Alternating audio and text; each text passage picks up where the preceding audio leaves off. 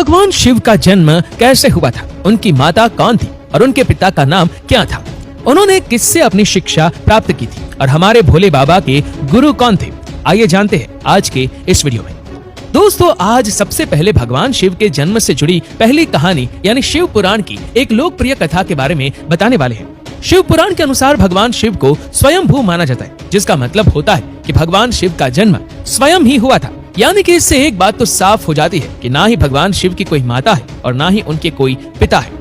इसी कारण से भगवान शिव पंच तत्वों से भी परे है, जिस कारण से इन्हें मृत्यु का भी कोई भय नहीं है और इनकी मृत्यु कभी हो भी नहीं सकती। पर अब बात करते हैं विष्णु पुराण में बताई गई भगवान शिव के जन्म से जुड़ी हुई एक और कहानी के बारे में। विष्णु पुराण में बताया गया है कि भगवान विष्णु के माथे से निकलने वाले तेज के कारण भगवान शिव की उत्पत्ति हुई थी और उनके नाभि से निकलते हुए तेज से कमल पर विराजमान ब्रह्मा जी का जन्म हुआ था। मगर दूसरी ओर भगवान विष्णु के जन्म के बारे में शिव पुराण में बताया गया है कि एक बार की बात है जब भगवान शिव अपने घुटने मल रहे थे और उनके घुटनों से निकलने वाले मैल से भगवान श्री विष्णु जी का जन्म हुआ था। पर अगर ऐसा हुआ है तो विष्णु पुराण और शिव पुराण एक दूसरे से बिल्कुल अलग है।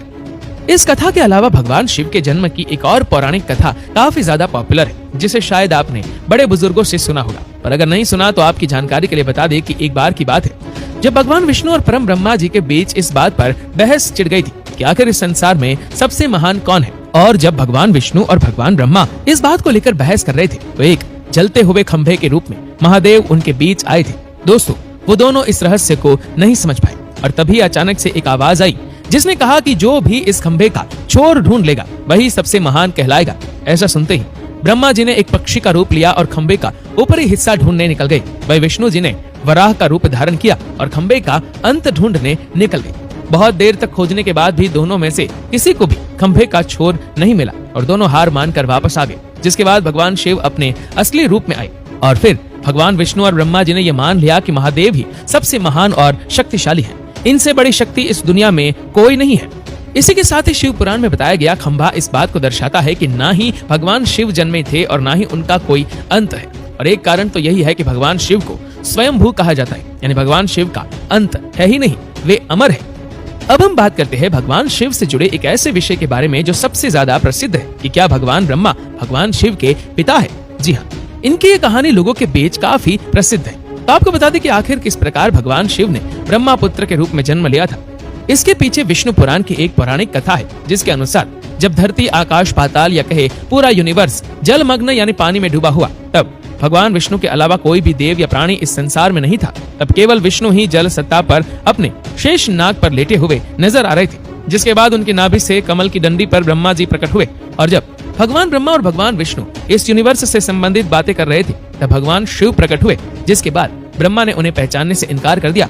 इस कारण से भगवान शिव रूठ गए और उनके रूठ जाने के कारण भगवान विष्णु ने उन्हें दिव्य दृष्टि प्रदान कर ब्रह्मा जी को भगवान शिव की याद दिलाई। जिसके बाद भगवान ब्रह्मा को अपनी गलती का एहसास हुआ और शिव से क्षमा मांगते हुए उन्होंने उनसे अपने पुत्र रूप में पैदा होने का आशीर्वाद मांगा।